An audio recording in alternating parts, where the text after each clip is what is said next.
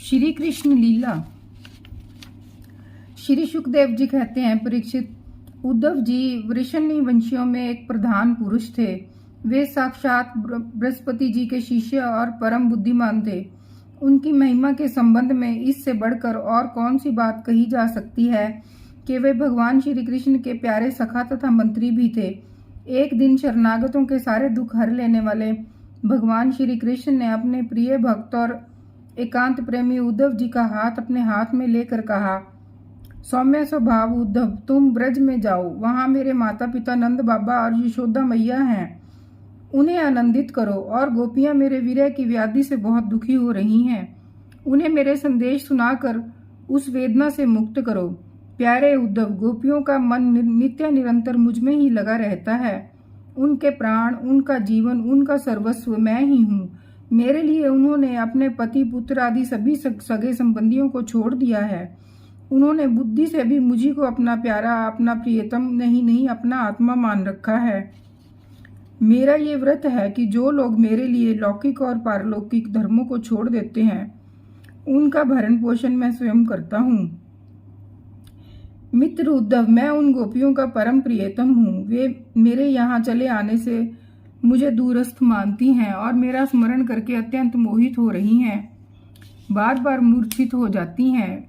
वे मेरे विरह की व्यथा से विहल हो रही हैं, प्रतिक्षण मेरे लिए उत्कंठित रहती हैं। मेरी गोपियां, मेरी प्रेयसियां इस समय बड़े ही कष्ट और यत्न से अपने प्राणों को किसी प्रकार रख रही हैं। सो मैंने उनसे कहा था कि मैं आऊंगा, वही उनके जीवन का आधार है। उद्धव, और तो क्या कहूँ, मैं ही उनकी आत्मा हूँ। वे नित्य निरंतर मुझ में ही तन्मय रहती हैं।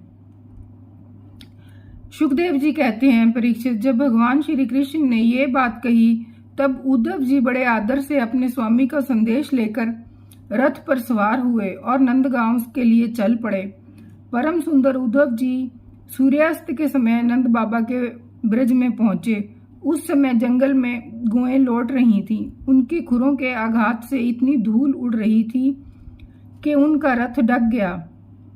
उनकी गर्जना से सारा ब्रज गूंज रहा था। थोड़े दिनों की ब्याही हुई गौएं अपने थनों के भारी भार से दबी होने पर भी अपने अपने बछड़ों की ओर दौड़ रही थीं। सफेद रंग के बछड़े इधर उधर उछल कूद मचाते हुए बहुत ही भले मालूम होते थे। गायें दूहने की घर घर ध्वनि से और बांसुरियों की मधुर टेर से अब भी ब्रज की अपूर्व शोभा हो रही थी। गोपी और गोप सुंदर सुंदर वस्त्र तथा गहनों से सज धज कर श्री कृष्ण तथा बलराम जी के मंगलमय चरित्रों का गान कर रहे थे और इस प्रकार व्रज की शोभा और भी बढ़ गई थी।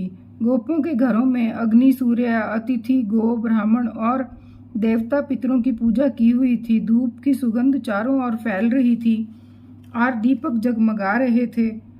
उन घरों की पुष्पों से सजाया गया था। ऐसे मनोहर ग्रहों से सारा ब्रज और भी मनोरम हो रहा था।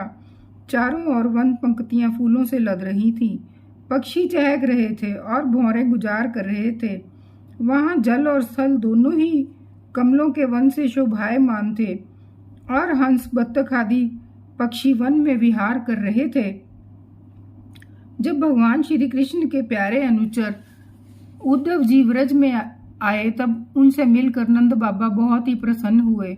उन्होंने उद्धव जी को गले लगाकर उनका वैसे ही सम्मान किया मानो स्वयं भगवान श्री कृष्ण आ गए हों।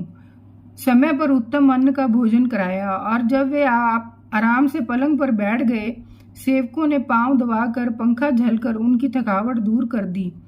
तब नंद बाबा ने उनसे पूछा, परम भाग्यवान उद्धव जी, अब हमारे सखा वसुदेव जी जेल से छूट गए।